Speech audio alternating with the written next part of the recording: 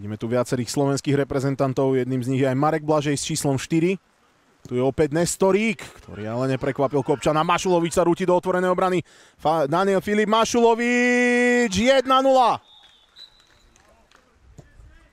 Valašiková dobrá rozohrávka, ale toto vôbec Lipovi nevyšlo.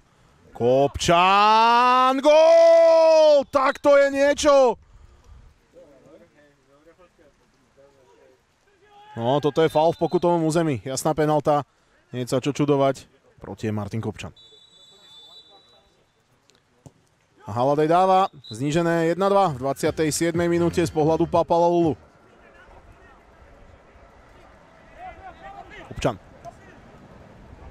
Pekný nákop na Mašuloviča, ktorý posiela prihrávku pred bránu. Gól! Richard Pagáč, 29. minúta, 3-1.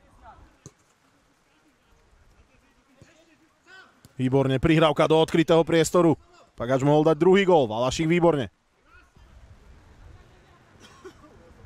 Rýchla rozohrávka, Stano Macháč, nie je to gól. Výborný Valašík, v zápätí Macháč, hneď. Haladej, Kopčan. Tu vyboxoval do štvrte. Strela mu sklzla. Repa šikovne na Rožníka. Zakončenie v podaní Richarda Pagáča. Mašulovičová strela zblokovaná, lopta sa k nemu odrazila naspäť, ale teraz je tu šanca na rýchly protiútok. Nestorík má napravo Haladeja. Nestorík, nezištná prihrávka, 2-3. Emil Haladej v 43. minúte znižuje na rozdiel 1 gólu. Jurači Haladej a opäť je tu šanca na rýchly protiútok.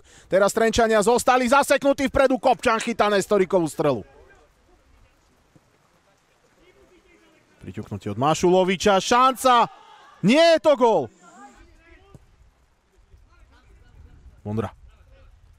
Vondra, zbavil sa Mašuloviča, prihrávka, gól! Je to 3-3.